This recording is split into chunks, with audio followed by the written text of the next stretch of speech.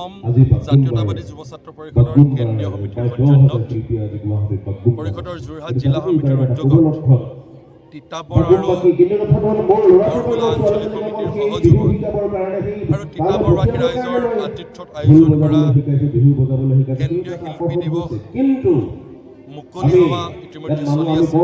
আমি সকলোৱে জানো যে মহাপুৰুষ শ্ৰীমন্ত শংকৰদেৱৰ পিছতেই অসমৰ সমাজ জীৱনক আত্মৰক্ষাত্মক কৰা ব্যক্তিসকলৰ ভিতৰত অন্যতম এগৰাকী ব্যক্তি হৈছে যিগৰাকী ব্যক্তি কেৱল মাত্ৰ এগৰাকী শিল্পী বা সাহিত্যিক নহয়, জাতিটোৰেই পথ প্ৰদৰ্শক আছিল।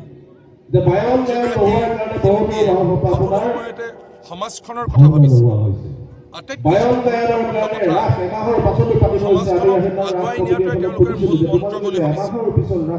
জ্যোতিপ্ৰসাদ আগৰৱালা, বিষ্ণুপ্ৰসাদ ৰাভা, ডক্টৰ সুধাকণ্ঠ ভূপেন হাজৰিকা, অতি শেহতীয়াভাৱে জুবিন গাৰ্গ, এই শিল্পীসকলে কেতিয়াও পুঁজিবাদক প্ৰশ্ৰয় দিয়া নাছিল, ধনতন্ত্ৰবাদৰ কেতিয়াও প্ৰশ্ৰয় দিয়া নাছিল।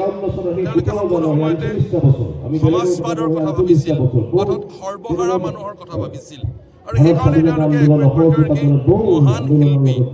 গতিকে অসমীয়া ভাষা, অসমীয়া কৃষ্টি সংস্কৃতি চহকী কৰি থৈ যোৱা এই পুৰুধা ব্যক্তিসকলক অসম জাতীয়তাবাদী যুৱ ছাত্ৰ পৰিষদে শ্ৰদ্ধাৰে সুমৰিছে আৰু তেওঁলোকে যি বাট দেখুৱাই গৈছে সেই বাটেৰে অসম জাতীয়তাবাদী যুৱ ছাত্ৰ পৰিষদ আগবাঢ়ি যাব খোজে।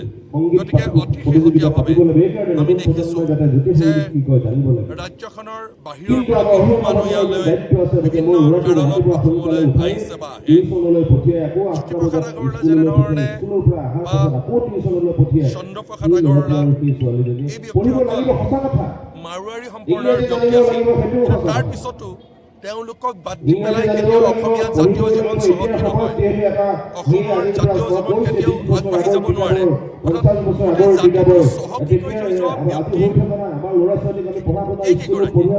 আৰু আজিৰ তাৰিখত সেইকাৰণে মই যিসকলে ইয়াৰে ব্যৱসায় বাণিজ্য বা ইত্যাদি কাৰণত অসমলৈ আহিছে সেইসকলক আহ্বান জনাব খোজোঁ যে জ্যোতিপ্ৰসাদ আগৰৱালাই যি আদৰ্শ দেখুৱাই থৈ গ'ল, চন্দ্ৰপ্ৰসাদ আগৰৱালাই যি আদৰ্শ দেখুৱাই থৈ গ'ল, এই ব্যক্তিসকলৰ আদৰ্শক অনুসৰণ কৰিবৰ কাৰণে মই আহ্বান জনাইছোঁ।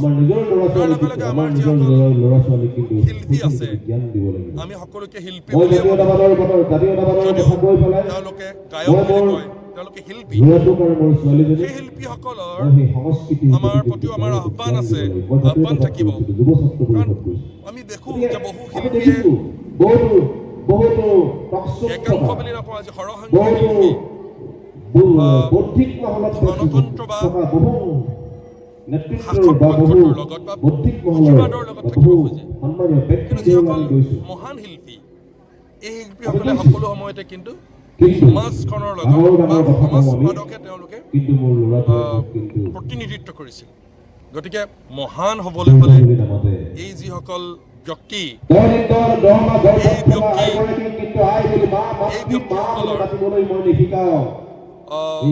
যি আদৰ্শ, সেই আদৰ্শৰে আগবাঢ়ি গ'লেহে নিশ্চিতভাৱে তেওঁলোকৰ এগৰাকী মহান শিল্পী হ'ব পাৰিব।